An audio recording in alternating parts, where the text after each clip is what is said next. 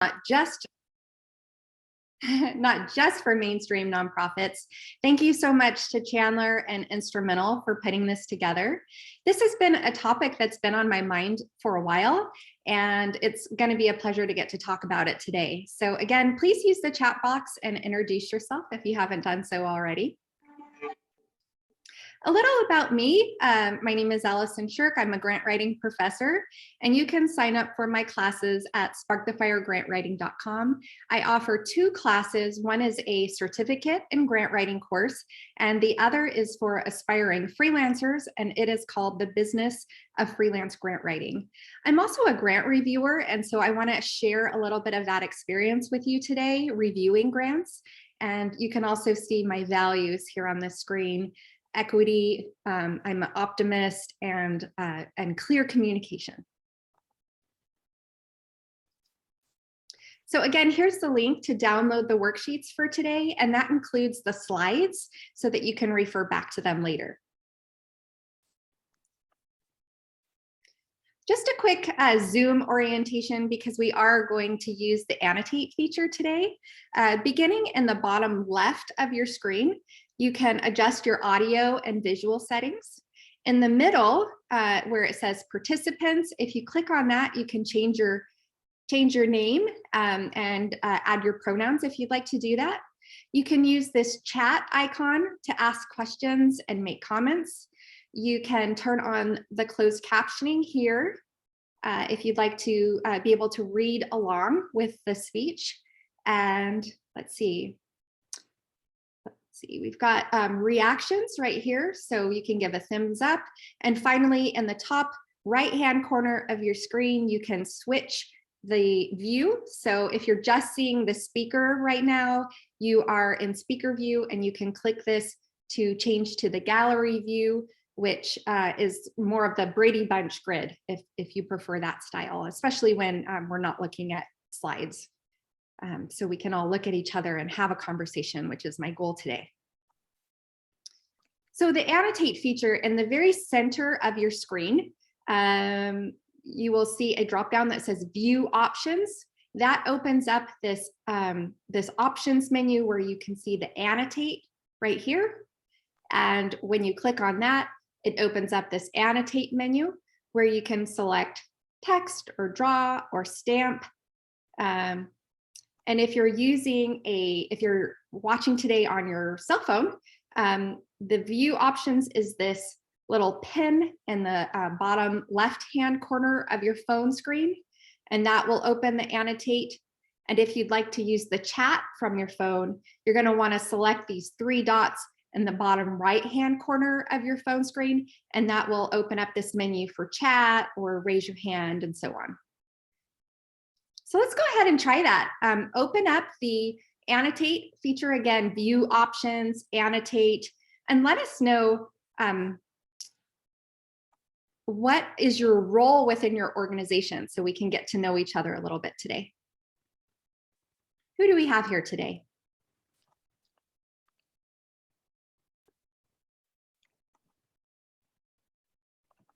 I see fund development team, director of administration, director of development. A lot of folks on the fund development team. That's great. We've got some folks with the program team and the leadership team. I see a line. Maybe that means in between the board and the fund development team. That's how I'm going to interpret that.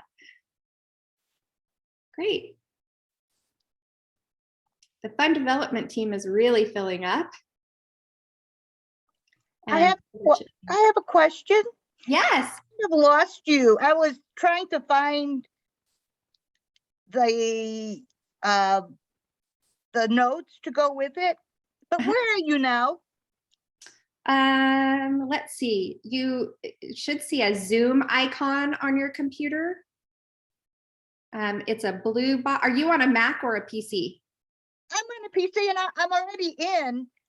I'm listening to you, but I just, you had mentioned something in the middle of the screen and I lost you there. Uh-oh. Chandler, maybe you can text with, what is your name that's speaking? Carrie Spencer. I'm a little slow at this. Oh, that's totally fine. I think maybe Chandler can send you a message through the chat. Can you see your chat? Yes, So maybe he can help. Hi, Mary. Yeah, I'll follow up with anybody who's having trouble with the annotate directly in the chat. So just send me a message if you're having a problem, and then I'll follow up with how to do that. Thank you, Chandler. So great. I'm going to ask you to pause on the annotate for a moment, and I'm going to clear the screen so that we can move to the next slide. And okay, so what you're looking at now on this slide is the nonprofit organizational life cycle. And if you'd like to learn more about the life cycle, please see the reference at the back of your workbook. This is a very helpful tool that lets you compare your organization to others of the same age and learn about the challenges and opportunities at each life cycle stage. So go ahead and use that annotate again and mark where your organization is on the life cycle. Whether you're a startup, maybe you're starting to develop your core programs and you're in the adolescent phase, you're developing your infrastructure, you're deepening your impact and you're starting to expand, which puts you into the mature category. And once you're in the mature category, hopefully you're renewing and you're staying mature and avoiding what happens when what we call mission drift. Oh gosh. Sorry about that. Mission drift, which might send your organization into stagnation and eventually into dissolving and defunct. So we want to keep here in this mature phase where either we're expanding our services or we're digging deeper and we're making a greater impact with the services that you receive. So I see a lot of mature. I see some startup, infrastructure, which would be that in between adolescent and mature. Great.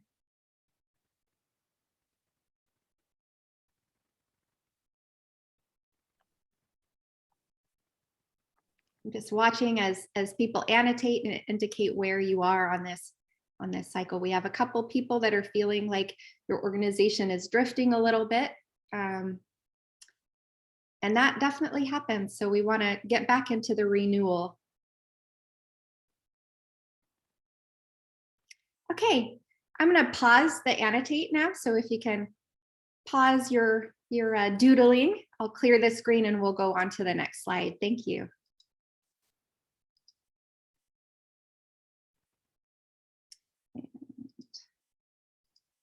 Okay, so here's our learning objectives for today. By the end of this webinar, I want you to be able to understand how grant review and grant making has changed since COVID, so that your organization can learn some strategies for success and I hope be encouraged to apply for more grants.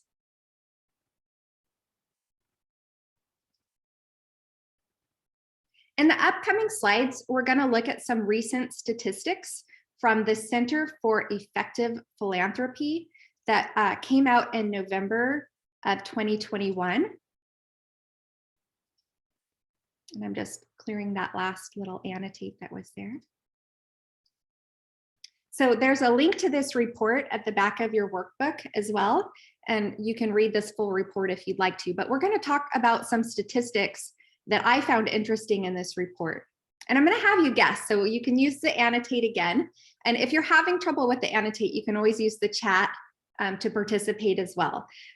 So using the annotate, take a guess. What percentage of foundations reported working differently with grantees in 2020 compared to pre-pandemic? I see a lot of 75, I see some 50. Yeah.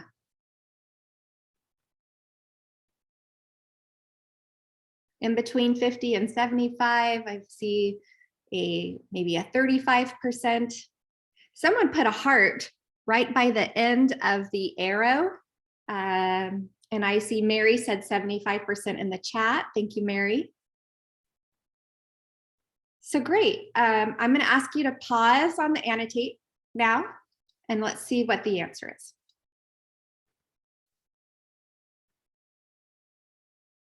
Oh, something happened.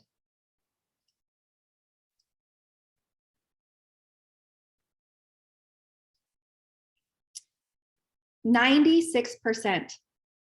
Does that surprise you? 96% of foundations reported working differently with grantees in 2020 compared to pre-pandemic. So what does differently mean, right? How differently?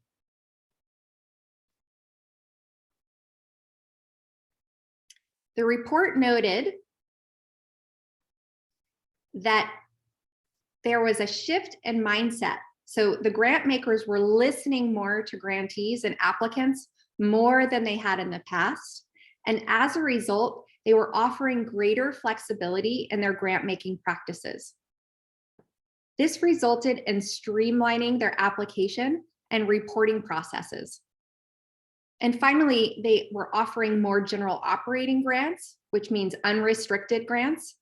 They increased the overall amount that they were giving, and they went back to a practice that had nearly gone to the wayside, which was multi-year giving, which if you've received a multi-year grant, it's fantastic.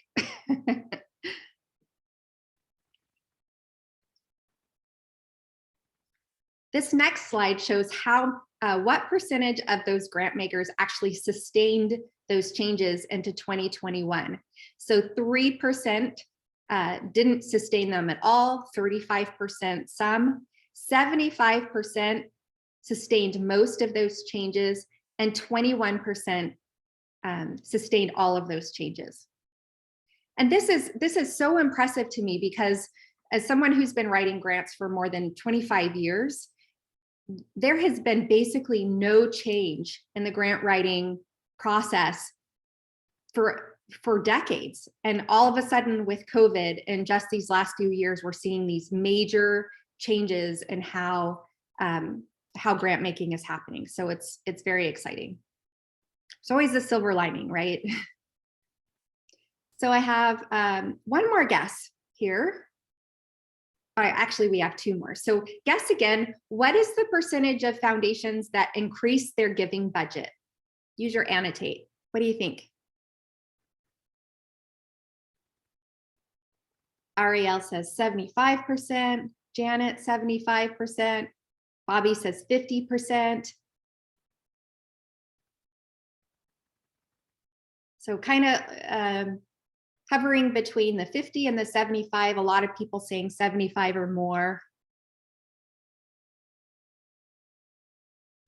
Let's see the answer here. I'm going to stop the annotate for 1 second.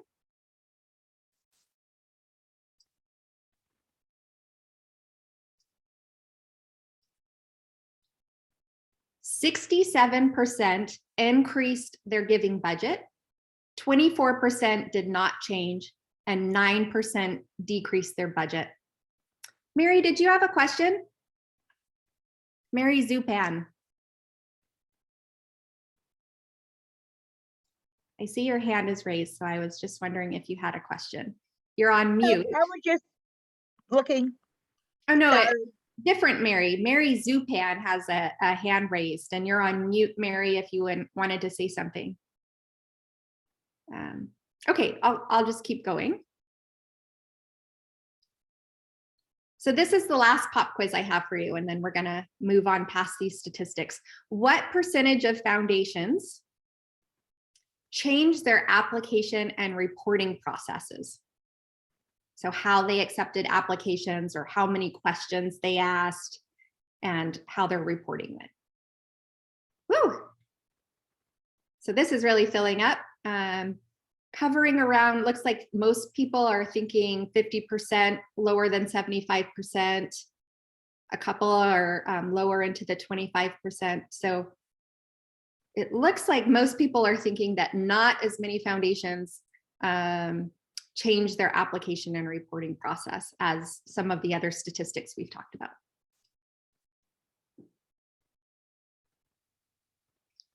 So great. I'm going to stop the annotation for just a second and clear. And we'll see the answer here. 76%. So almost everyone was right there. 76% of foundations changed their application and reporting process during COVID. Of those that sustain those changes, so the first bar, you're seeing the application process, 39% sustained most of those changes to the application process, 36% sustained some of the reporting process.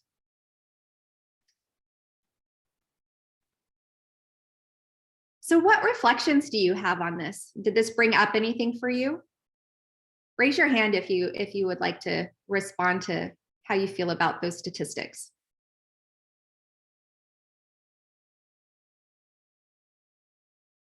Mary? You'll have to unmute yourself.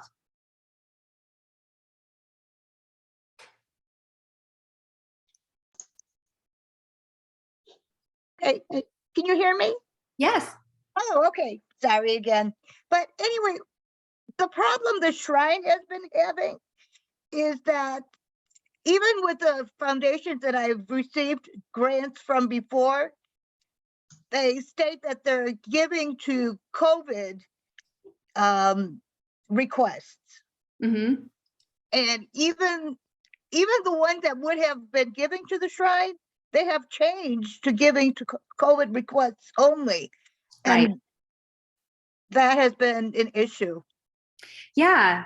And this typically happens. I remember this happening in maybe around 2008 when there was kind of a recession hit. A lot of the foundations, because it actually really affected the stock market at that time, which COVID didn't so much. In 2008, a lot of the foundations actually lost a lot of their assets. And so they only funded basic need organizations. So food banks, shelters, and so on. And I think that when COVID first hit this time, we saw the same sort of thing. There was this, oh my gosh, what's going to happen? This insecurity, what's going to happen to the stock market? And so kind of the jerk reaction for foundations was to go back to only doing basic needs funding. And now that, what are we? We're in a couple years into the pandemic. I'm not seeing that as much. I'm seeing foundations opening back up to things that are not COVID related. And so I think you'll continue to see that trend, Mary, that things are going to start opening back up and not just be focused on COVID. So we'll have to wait and see, but that's my guess. Awesome. Okay. Thanks for that question, Mary. So I want to talk about my experience when I review grants, because I have seen a lot of changes personally as a grant reviewer, and I wanted to share that with you. In particular, what I noticed change was in how reviewers were selected and the instructions that we were given. So for reviewer selection, I saw more foundation actually seeking peer reviewers, meaning individuals that worked at nonprofit organizations or government organizations to review their peers' applications. They were looking for individuals who had particular insight or experience working with these communities that are listed on this slide: LGBTQ youth. This was a foundation that was specifically funding youth services. So youth in poverty, BIPOC youth. These were the questions that they were asking in terms of determining who would be selected to review these grants.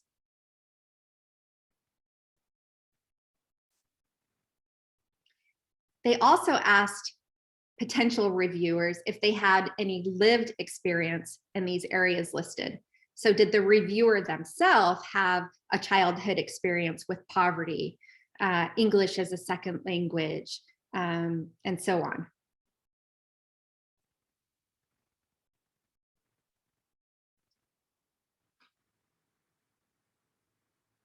This quote was read at one of the reviewer orientation trainings that I attended this year. On the slide, you'll see just an excerpt of that, but I'm going to read aloud the full quote.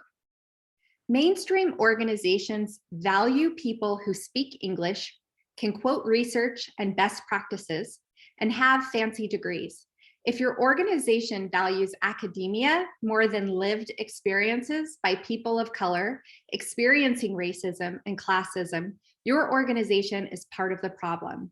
If you can only listen to people who sound like you and speak like you, you are part of the problem.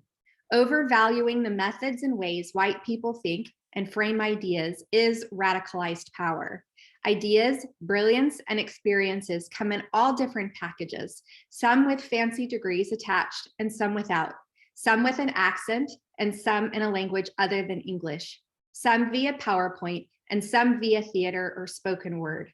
And this quote is by Heidi at Fake Equity, and there is a link to that on the bottom of the screen if you want to read that.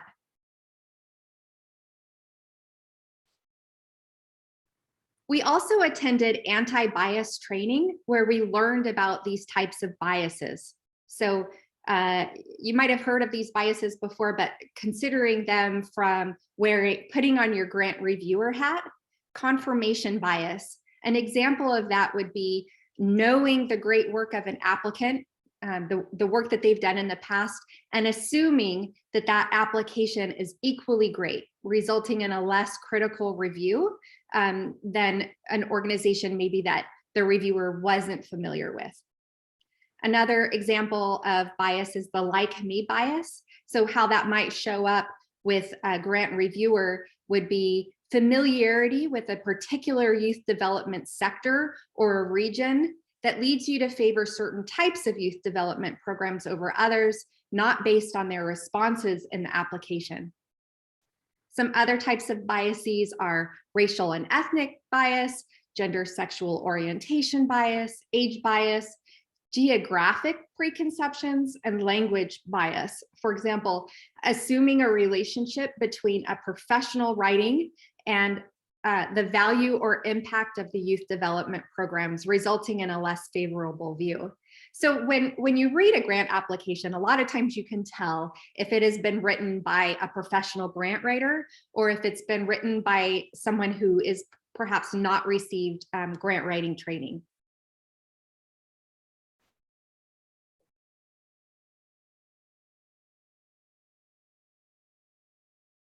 So to mitigate bias in the peer review, they provided some tips for minimizing the influence of bias and assumptions.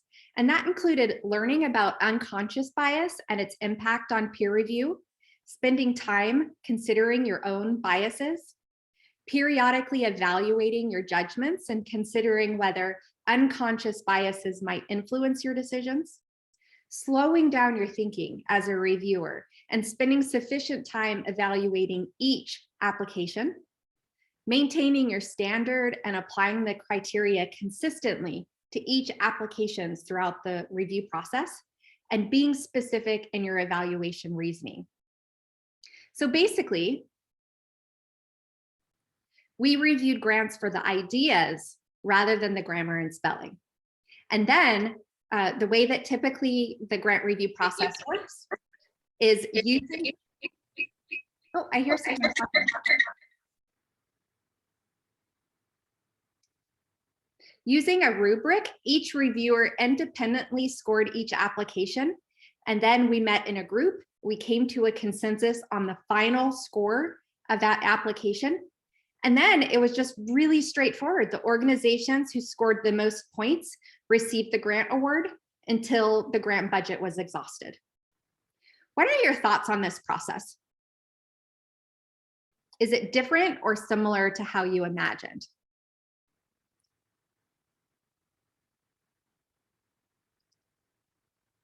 Does anyone want to share your thought? Mary, I see your hand, and I wanted to see if anyone else wanted to speak up. I would just like to comment that seems as I've always imagined it would be. I've never been on a peer review for grants. We fund grants here at my organization, and I get to sit and observe. I don't get a say so. So it is interesting to hear what you say happens in general. Yeah, thanks. Thanks, Trace.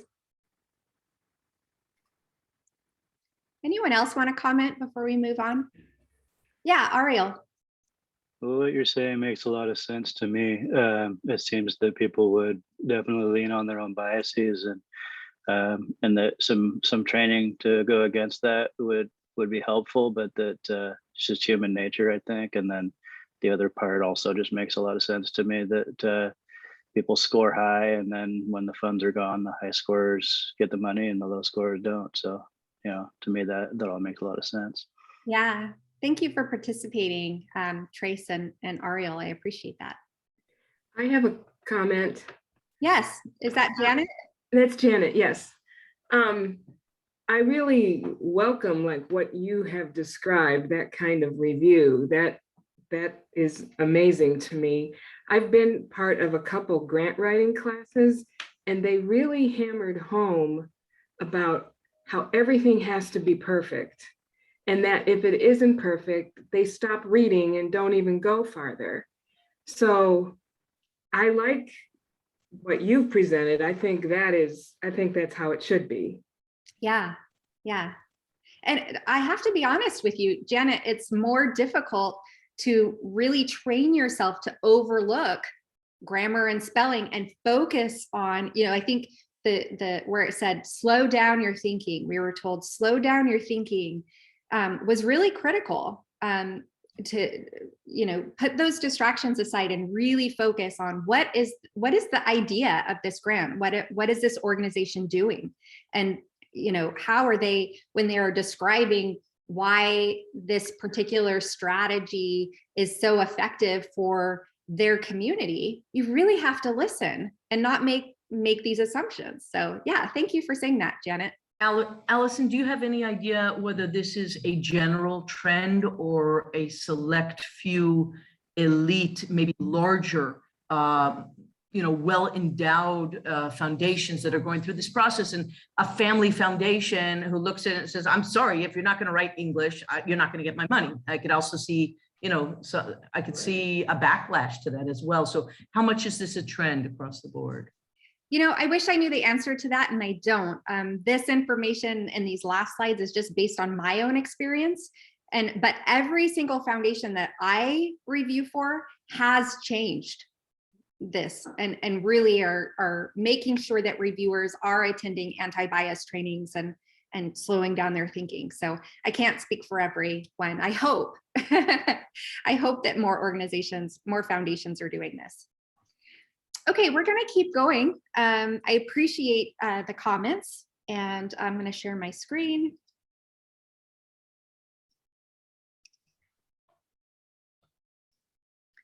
So we talked about how grant review is changing, and now I want to talk a little bit about how your organization can maximize your being more time efficient and being prepared to write a grant as there's this shift happening in the grant review world.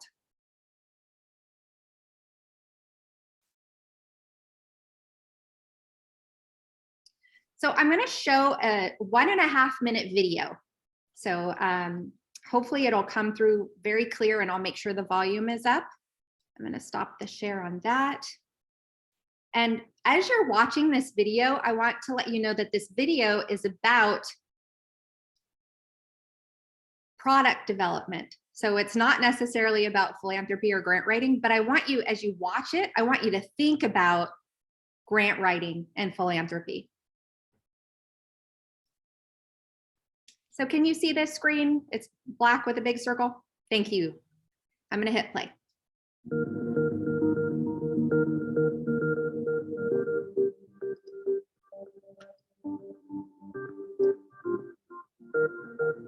Everyone wants a simple product. Everyone wants their product to be Apple-like in its simplicity and ease of use. But what few people actually talk about is the process that it actually takes to make a simple product. We don't mind complexity if it makes sense to us, if we can understand it. What we really mind is overly complicated products. And there's a big difference between complex and complicated. something like an airplane cockpit.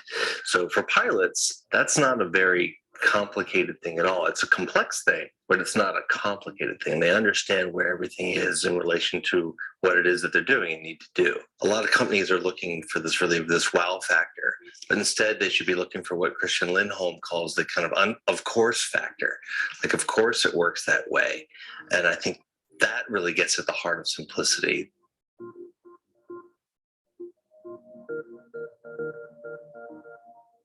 The irony of creating a simple product is that you actually have to go through a complex product in order to get that simple product at the end. I call it kind of going to the far side of the moon. In order to do that, you have to understand all the complexity around it, from users, from the feature requirements, to the scope, to the context of use. All these things can really add complexity. I think there are three things that make up a simple product. The first thing is that there's an underlying structure to it that's understandable when you first approach it or when you start to use it. You can say, oh, well, there's this, I press button A and B happens. So there's this logic that you can understand when you begin to use it. The second thing I think that simple products have is that they're really optimized for what most people are going to do most of the time. So they've looked at all the possible things someone could do with it, but said, you know what, most of the people are going to be really happy if we do this one thing really well. And the third thing I think is that the world is complex, and that the task that it might be doing is a complex thing, but it doesn't reflect that complexity back at you. It takes some of that complexity into itself and solves a problem for you so that you're not presented with all the choices you could possibly make in that situation. So I think those are the three things that really make a successful, simple product.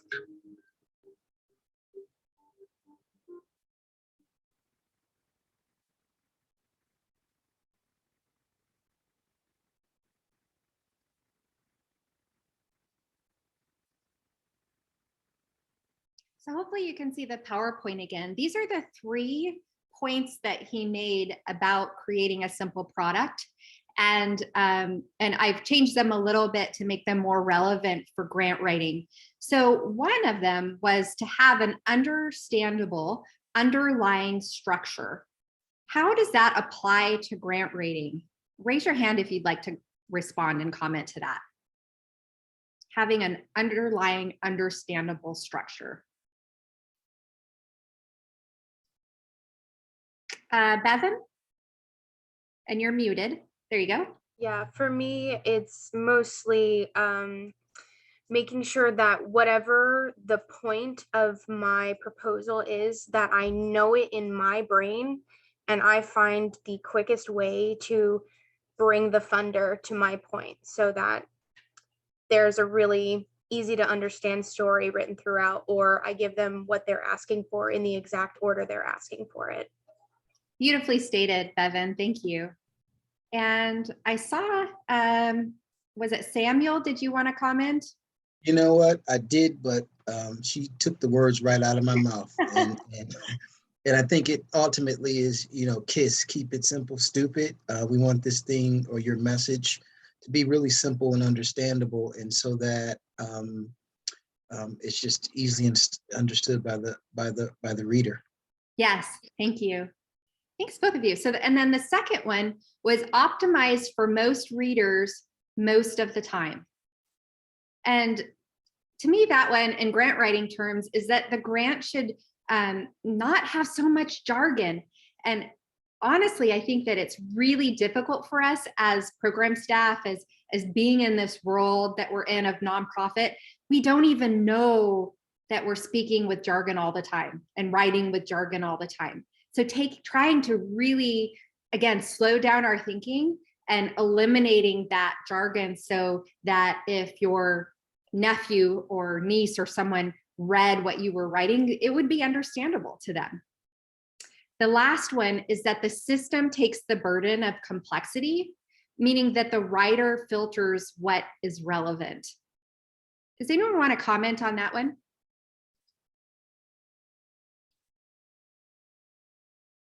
I see that Emmeline said any understandable structure has to be user-friendly. Yes. Anyone else want to comment on the system takes the burden of the complexity? I think if you took one section of a proposal, let's say the needs statement, you can shove so many statistics and data and how much is good enough, how much is convincing. And I think the answer is just enough to convince the audience. So like, don't put another piece of data in there the minute you've convinced them. So I think it's the ability to kind of pick and choose your best stats and your best case and put it out there and nothing else. Yes, great. Thank you. Thank you for participating, Leora. So some of the ways that I want to encourage you. Oh, Catherine, did you have one last comment on that? Go ahead. Thank you, I did. So I wanted to add that in terms of a lot of the federal and state grants, the complexity is already written in the model itself. So when they're asking for your fact statement or in a logic model, and they're building a succession like a table for you.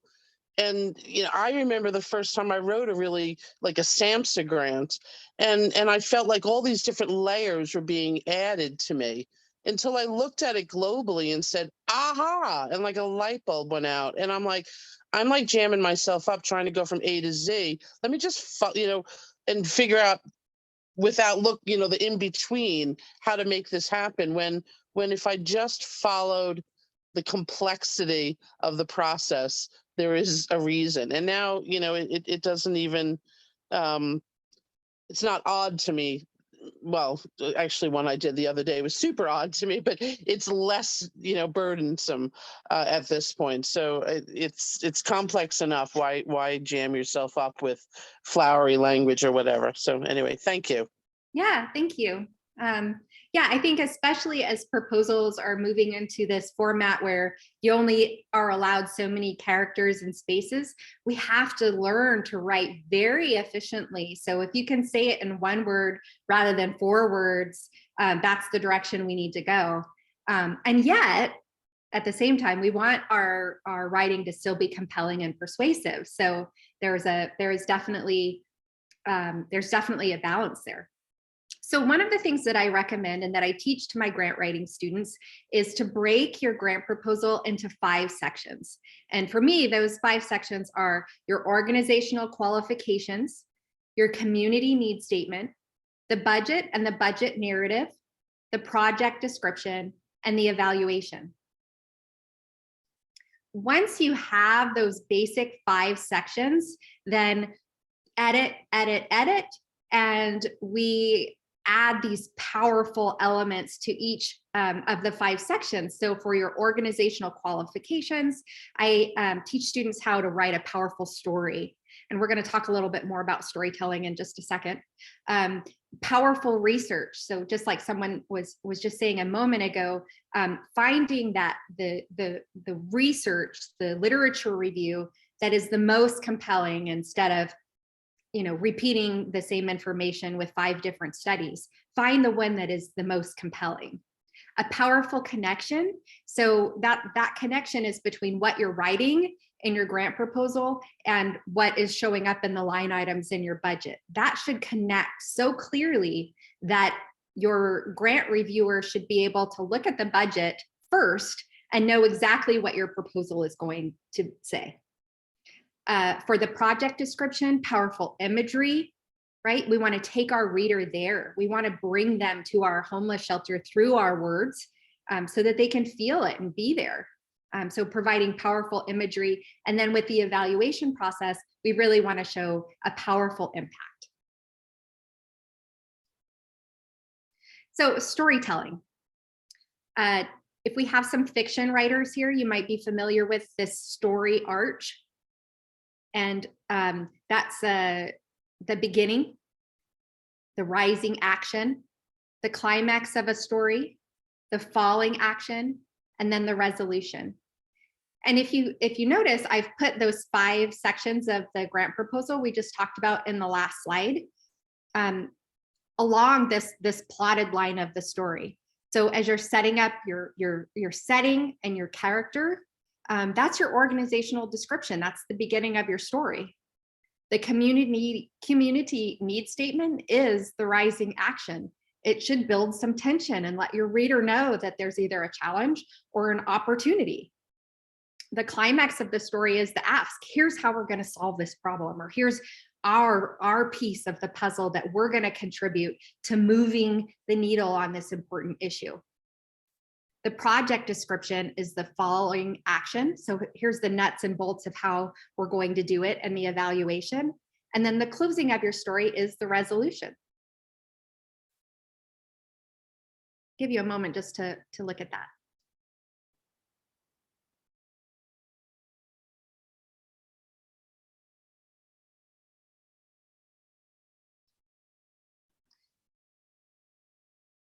When I talk about storytelling, I have to also bring up this element of the savior narrative. And I'm going to show you some statistics on the savior narrative that I hope you'll find as interesting as I do.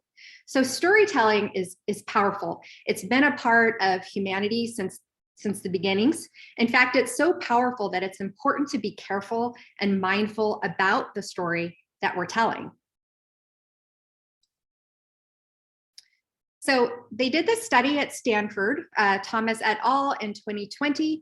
And what they found was that when a nonprofit organization in their marketing materials used language that is increasing the dignity of those that they served and decreasing the shame, that the clients actually increased their motivation and their confidence and had better program outcomes.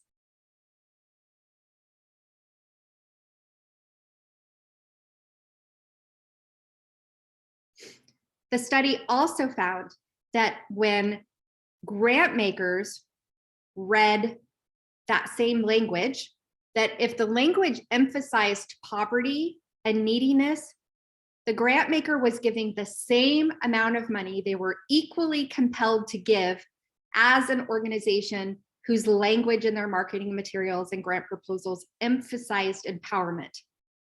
There was no difference.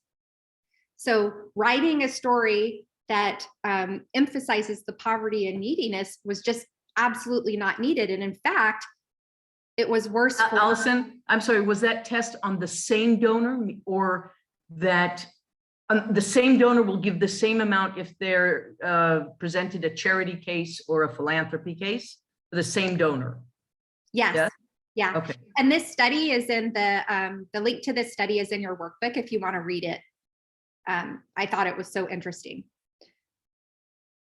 So if donors are equally motivated to give and empowerment language produces better program outcomes, there's absolutely no reason to use disparaging language.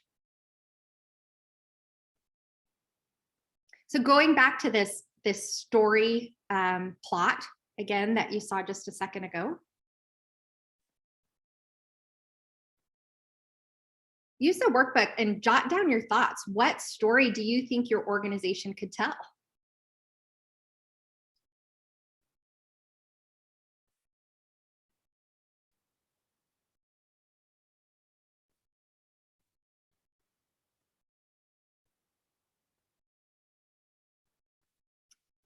That would be empowering.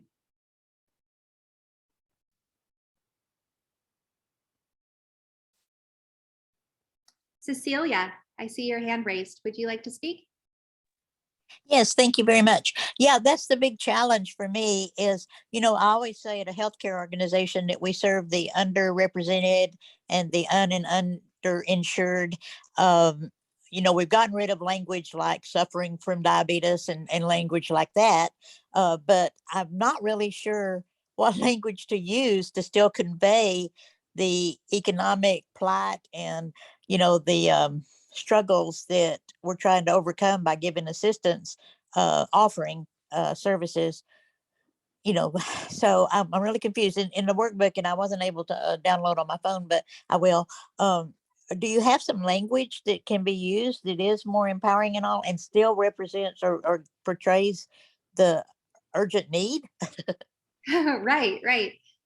Would someone like to comment on that? Who out there can give us an example of empowering language? So I would just make a comment. We use words like resiliency because our food shelf helps to build the resiliency of families with our wraparound services, et cetera. So anything that will empower the family. So resiliency is one of my favorite words, actually. Yeah, thank you, Suzanne. And I see some people are putting some ideas in the chat, so you can do that as well.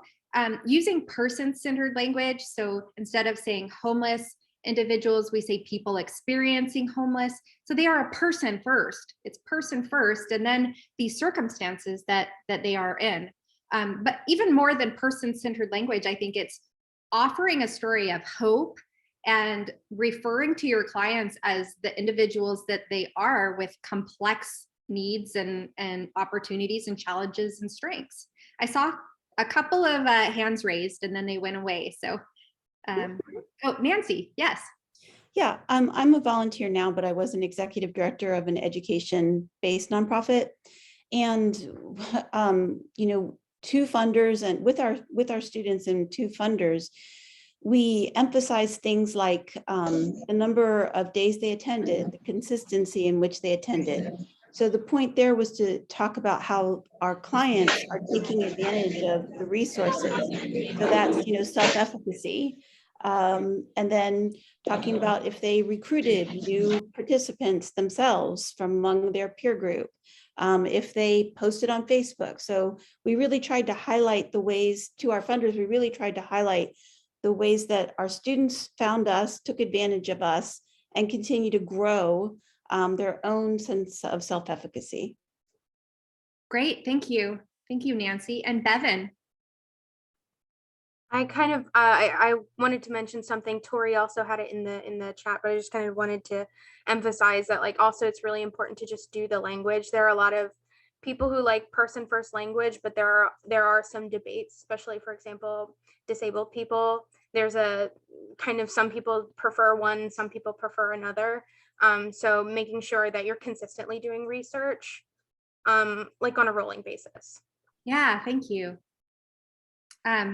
Catherine in the chat said, our programs are catalysts for change, working alongside stakeholders and our clients experiencing housing challenges by educating them, etc.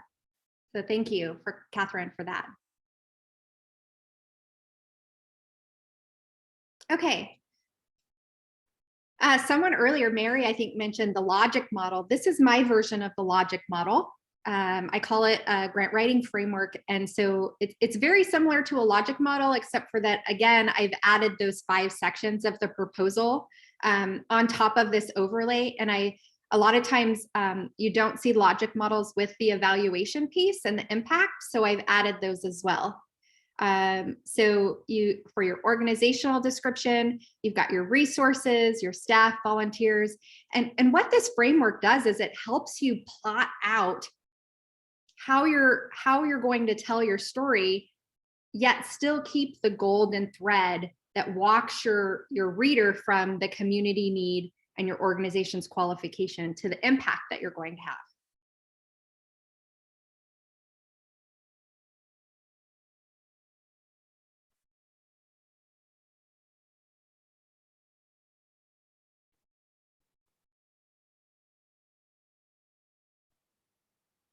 So kind of continuing on with just to give you some examples of what would go in here for your community need. And I use this with bullet points. I don't write long sentences. With bullet points, it's easier to see the connection between the columns. So what are the statistics that are the most important thing that you're going to bring up in your grant proposal? Put them in bullet points in a way that walks your reader logically from here's the problem in the community or the opportunity in the community to these are the strategies and why these strategies are going to work. Arnold, you're muted.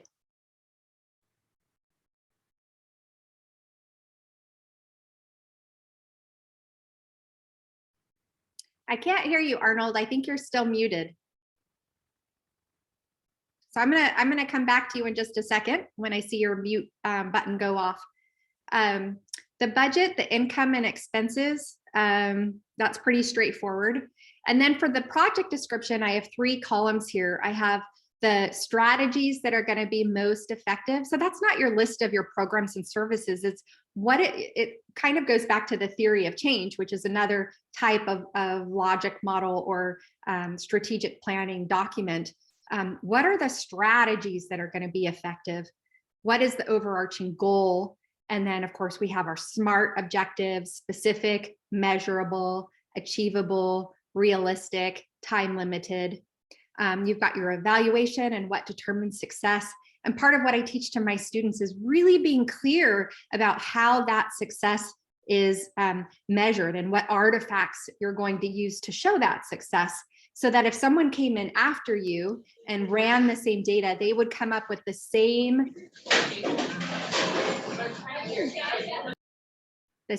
information that you did in your evaluation. And then what is the expected long-term, if the project is a success, what is the long-term impact? So Arnold, you have a very noisy background, but I would love to hear your thoughts. Yes, I'm trying to determine what it meant by climatically ass.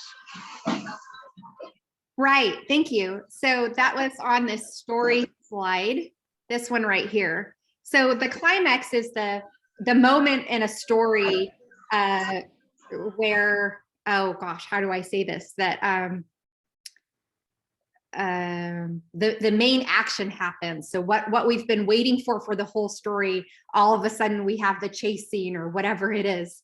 In grant writing, that's where we write, okay, we've built up this story. We've talked about how our organization is qualified. We've talked about how it's not just us saying that, we have data with the community need to describe the challenge or the opportunity we hope to address. And when we get to the ask, then we're saying we are requesting $20,000 or whatever the amount is, and this is how we're going to use it. This is our solution, or this is our strategy for addressing this community need. Does that help, Arnold?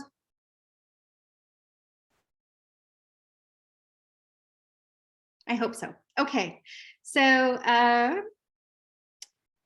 we're getting close to the end of our time together. The key takeaways are, I want us to remember to write it simply, filter what is relevant, break it into these 5 main sections, use storytelling, and use empowerment language in your grant proposals.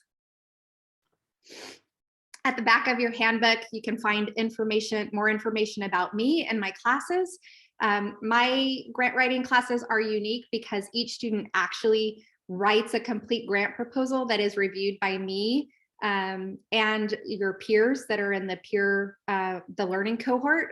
And so whatever grant writing class you choose, if you're looking for training, I hope that you'll choose one where your writing is actually being reviewed. I don't think that we can be great writers unless someone is reading our writing and giving us feedback on our writing. So look for that in your grant writing trainings.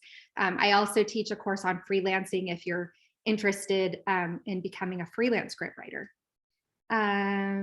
Chandler, could you post the link to the handbook again? It's sparkthefire.grantwriting.com/instrumental, which doesn't have an A at the end. The brand name Instrumental.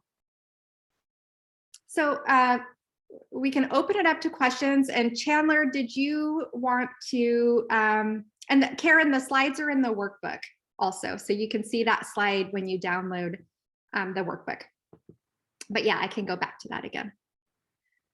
Chandler, did you want to jump in? Yes, so we had a couple of questions and I'll get that posted in the chat in just 1 second. One of the first questions that we had to deal specifically about the pandemic time. What caused the shifts in perceptions and in the grant writing space? Oh, well, I think that uncertainty and, a lot of our nonprofits were having to close the doors and there was a lot of fear. And I think that grant makers wanted to step up and get the money where it was needed so that, a lot of the grants were going to sanitizing equipment, face masks, and so on, so that individuals could continue to come and get the basic services that they needed. I think that was the impetus. Awesome, thank you. Another question that we had to do with the high percentage of changes in the application process. Is that kind of a similar lens? Right. Well, I think the way that the applications changed is they were trying to get the money out to the community. So there were fewer questions that were being asked. They cut out a bunch of the questions and tried to just streamline and get right to the main point of what they needed to know to get the money out there. I also heard grant makers saying, hey, we'd love to get a grant report. If you've written a grant report for another funder, just send that to us in the exact same format. You don't even need to change the title at the top. So just trying to make it easier for the nonprofits and the organizations to get what they needed to get done so that they could continue to serve those in need. So I think we might have time for one more question. We had a question about empowerment language. A few questions came up there. Mm-hmm. As far as we have one specific example of helping hungry, illiterate children, what would you try to avoid and what kind of language would you try to use there? Wow. You know, I think I'd prefer to answer that one offline just because we're running out of time and I'm going to have to think about it. So yeah, we'll come back. We'll answer that one aside. Awesome.